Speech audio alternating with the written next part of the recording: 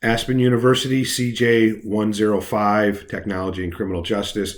My name's Andre Rosedale. I'm the instructor for this course, and this is Module 8, discussion question 1, which states, describe the advance free scheme of the Nigerian letter 419 fraud, the financial impact, and technology used to help prevent, identify, and apprehend those involved.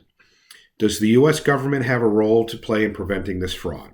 So I look forward to your textbook answer, your good APA formatted reference, and an opinion from you in your discussion post. So those of us in law enforcement that actively work in law enforcement see this kind of thing every day. And it may not be the Nigerian letter. It may be the IRS is calling you. I got a call once. I was on patrol. I got a call once from a guy that said he was from the Social Security office. And I ended up hanging up on him. Then I called him back later and just screwed with him until they blocked my number. We see a lot of that lately. But more locally, what have you seen? That's the question for this video. What have you seen more locally? Organizations that claim to be collecting money for, there's one out there right now called the Police Officer or the Trooper and Police Officers Association. And they call up and their automated message really sounds like somebody talking to you. And then one time it called me up and I went off on, if you could, if you're going to try to scam me out of my money, you could at least talk to me. And the guy jumped right on. He was like, oh, we're not scamming you. And we use this automated thing to see if there's anybody there. And it is not a legitimate organization. I have Googled it. I'm a full-time police officer. I'm a part-time firefighter.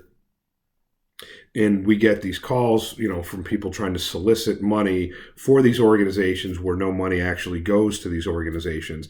And at the same time, we have charitable organizations within the police department, the Patrolmen's Benevolent Association, where it's more of a sunshine fund for police officers, but we do donate money to heating oil for those less fortunate.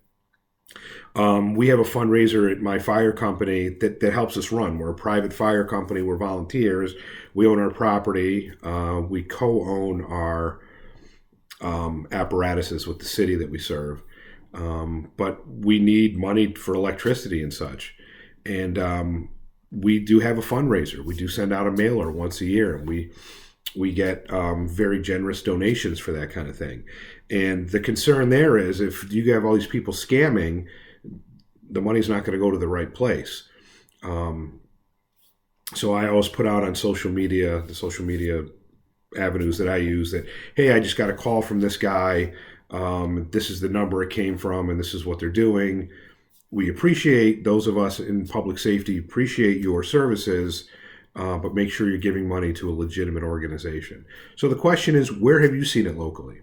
Have you been scammed? There's nothing shameful in that. It happens. I had a corrections officer that lost a lot of money to a Nigerian prince. Her aunt's money too. Have you been scammed? How have you dealt with it? Do you know relatives that have been scammed or almost scammed, and what brought you to realize that this was not a legitimate organization? Let me know what you think.